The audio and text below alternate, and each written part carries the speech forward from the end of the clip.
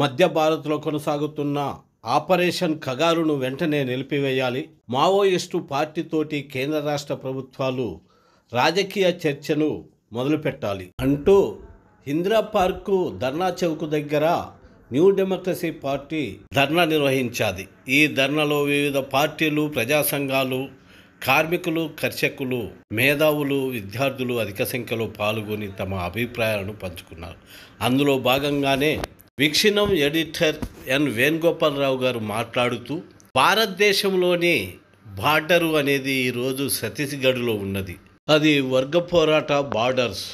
ఆ బార్డర్స్ను ఎదుర్కోవటానికి భారతదేశ చుట్టూ నలుమూలనున్న భారత బలగాలు మొత్తం ఈరోజు ఛత్తీస్గఢ్లో మోహరించి ఆదివాసులను ఊచకోత కోస్తున్నది మావోయిస్టుల పేరుతోటి. వేదిక మీద కామ్రేడ్స్, సభలో ఉన్న కామ్రేడ్స్ మిత్రులారా, మొట్టమొదట ఆపరేషన్ కగార్ను నిలిపివేయాలి అనే డిమాండ్ మీద ఒక ప్రజా ప్రదర్శనను నిర్వహిస్తున్నందుకు సిపిఐఎంఎల్ న్యూ డెమోక్రసీ తెలంగాణ రాష్ట్ర కమిటీకి విప్లవాభినందనలు. ఈ డిమాండ్తో సంఘీభావం తెలపడానికి, ఈ డిమాండ్ కొనసాగించడానికి, ముందుకు తీసుకుపోవడానికి ఏమి చేయవలసి ఉన్నదో ఇంకా చెప్పడానికి హాజరైన అన్ని పార్టీల, అన్ని ప్రజా సంఘాల, ప్రగతిశీల ప్రజాస్వామిక మేధావులందరికీ కూడా విప్లవాభినందనలు, కృతజ్ఞతలు. ఇప్పటి వరకు చాలా మంది వక్తలు మాట్లాడారు, ఇంకా చాలా మంది వక్తలు మాట్లాడవలసి ఉన్నారు. వివరంగా మాట్లాడే అవకాశం లేదు. క్లుప్తంగా 4-5 విషయాలు మాత్రం మీ ముందు పెడతాను. మొట్టమొదటిది, ఆపరేషన్ కగార్ను ఆపివేయాలి అనేది ఏదో మావోయిస్టులకు మనం చేస్తున్న మెహర్బానీ కాదు. అది ఈ దేశ ప్రజల సంపద ఈ దేశ ప్రజలకి మిగలాలి అనే ఒక రాజకీయ ఆర్థిక పోరాటం. దక్షిణ మధ్య భారత అరణ్యాలలో 5-6 రాష్ట్రాలలో అతి విలువైన ఖనిజ వనరులు ఉన్నాయి. ఈ ఖనిజ వనరులను దేశాల సంపన్నులకు, కార్పొరేట్లకు, బహుళజాతి సంస్థలకు అందించడానికి భారత ప్రభుత్వం 2004 నుంచి పనిగట్టుకొని వందలాది మెమోరాండమ్ ఆఫ్ అండర్స్టాండింగ్స్ సంతకాలు చేసింది. ఈ ఎంఓయూల సంతకాలకు అనుగుణంగా ఆ భూమిని, ఆ అడవిని, అక్కడి జలవనరులను ఆ కార్పొరేట్లకు అప్పగించడానికి ప్రభుత్వం పెద్ద ఎత్తున ప్రయత్నం చేస్తూ ఉన్నది. ఈ జల్ జంగల్ జమీన్ మావి, ఈ జల్ జంగల్ జమీన్ ఈ దేశ ప్రజలవి. ఇది వారసత్వ సంపద. ఇది ఈ దేశ ప్రజలకు చెందాలి తప్ప 5 ఏళ్ల కోసం వచ్చిన ప్రభుత్వం విదేశాలకు, కార్పొరేట్లకు అమ్మి సొమ్ము చేసుకొని దాని నుంచి ముడుపులు పొందడానికి కాదు అని ప్రధానమైన డిమాండ్. ఈ డిమాండ్ను అడ్డగించడానికి, ఆదివాసులను భయభీతావహంలో ముంచి అక్కడి నుంచి వెళ్లగొట్టి ఆ అడవిని ఆక్రమించడానికి భారత ప్రభుత్వం, ఛత్తీస్గఢ్ ప్రభుత్వం ప్రయత్నం చేస్తూ ఉన్నాయి. ఇందులో భాగమే 2004లో 2005లో సల్వా జుడుం అని ప్రారంభించారు. నిజానికి ఇవాళ ఆపరేషన్ కగార్ గురించి మాట్లాడుతున్నామంటే ఆపరేషన్ కగార్కు ముందు రూపాలు చాలా ఉన్నాయి.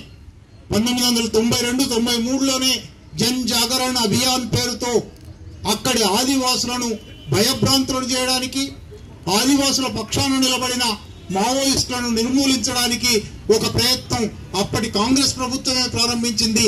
ఆ ప్రయత్నం కొనసాగి 2004 నాటికి చిదంబరం హోంమంత్రిగా, మన్మోహన్ సింగ్ ప్రధానమంత్రిగా ఉన్న ప్రభుత్వం, ఛత్తీస్గఢ్లో కూడా బీజేపీ ప్రభుత్వం, రమణ్ సింగ్ ప్రభుత్వం ఏర్పడింది.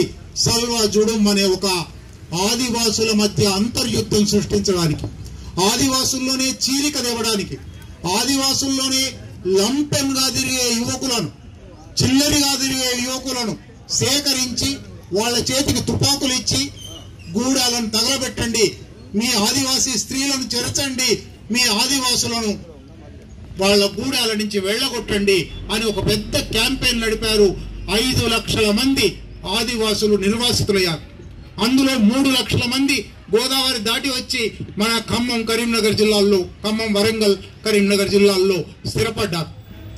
ఈ సల్వా జుడుం చట్ట వ్యతిరేకమైన చర్య.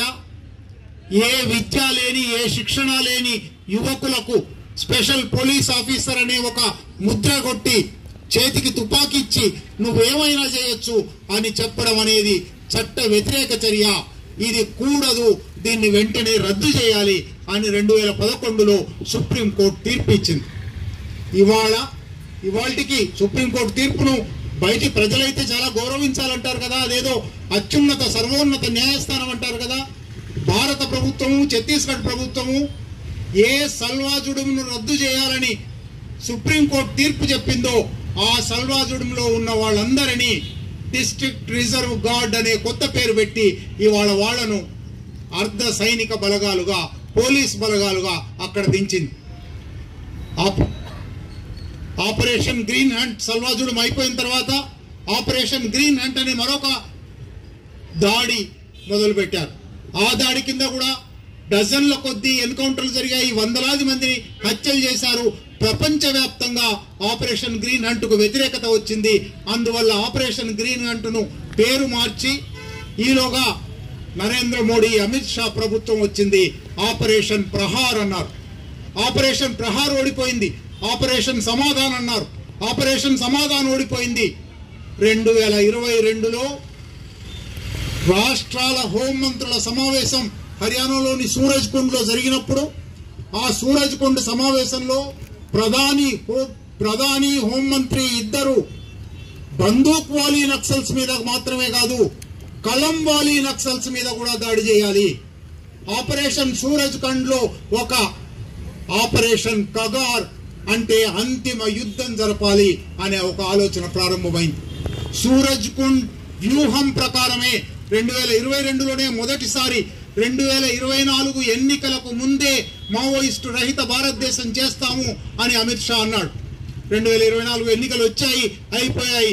ఈలోగా 2023 డిసెంబర్లో ఆయన స్వయంగా రాంచీలో ఒక బిఎస్ఎఫ్ సమావేశంలో మాట్లాడుతూ ఈ జనవరి 1 నుంచి ఆపరేషన్ కగార్ ప్రారంభిస్తాము అన్నాడు. జనవరి 1, 2024న ఒక పసిపాపను, కూతురికి 6 నెలల పసిపాపకు పాలిస్తున్న తల్లి మీద కాల్పులు జరిపారు. తల్లి గాయాలతో గూడెం మొత్తం మీద కాల్పులు జరిపారు. తల్లి గాయాలతో బయటపడింది. 6 నెలల పసిపాప మరణించింది. అది కూడా ఎన్కౌంటర్ అన్నారు. 6 నెలల పసిపాప కూడా మావోయిస్ట్ అన్నారు. అక్కడి నుంచి ఆపరేషన్ కగార్ ప్రారంభమైంది. జనవరి 1, 2024లో మొదలైన ఆ దాడి నుంచి ఇవాల్టికి దాదాపు 450 మంది ఆదివాసులను, మావోయిస్టు కార్యకర్తలను హతం చేశారు. నిజానికి 450 మందిలో 250 మంది ఆదివాసులు, నిరాయుధ ఆదివాసులు, తునికాకు తెంపుకోవడానికి పోయిన వాళ్ళు, పొలాల్లో పనిచేస్తున్న వాళ్ళు, ఊళ్ళో తమ గూడాల్లో ఉన్న వాళ్ళు. వాళ్లలో కనీసం 10-15 మంది విద్యార్థులున్నారు, మైనర్ బాలబాలికలున్నారు, చెవిటి మూగ వ్యక్తులున్నారు, యువతి ఉంది. అటువంటి బీభత్సకాండ నిజానికి ఒక 10 నిమిషాల్లో, అరగంటలో, గంటలో చెప్పదగినవి కావు. వందలాది ఘటనలు, వందలాది గూడాల మీద లక్షల మంది స్థానిక పోలీసులు, డిఆర్జీ. ఆశ్చర్యం వేస్తుంది. ఈ దేశంలో బార్డర్ సెక్యూరిటీ ఫోర్స్ అని దాని పేరు. అంటే సరిహద్దు భద్రతా దళం, సశస్త్ర సీమా బల్ అని దాని పేరు. అంటే సరిహద్దు భద్రతా దళం. ఇండో టిబెటన్ బార్డర్ పోలీస్ అని దాని పేరు. అంటే భారతదేశానికి టిబెట్ కు సరిహద్దుల్లో ఉండవలసిన సైన్యం. ఇవాళ ఆ సరిహద్దు సైన్యాలన్నీ ఛత్తీస్గఢ్ లో ఉన్నాయి. భారతదేశంలో సరిహద్దు ఎక్కడున్నది? వర్గ పోరాట సరిహద్దు ఛత్తీస్గఢ్ లో ఉన్నది. అందువల్ల సరిహద్దు భద్రతా దళాలన్నీ, భారత భద్రతా బలగాలన్నీ ఇవాళ వచ్చి ఛత్తీస్గఢ్ లో లక్షలాది మంది, వందలాది క్యాంపులు వేసి లోపలికి చొచ్చుకుపోయి రోడ్లు వేస్తున్నారు. బార్డర్ రోడ్స్ ఆర్గనైజేషన్ అని సైన్యానికి ఒక రోడ్లు వేసే సంస్థ ఉంటుంది. ఛత్తీస్గఢ్ లో 4 లైన్ల రోడ్లు, 6 లైన్ల రోడ్లు వేస్తున్నారు.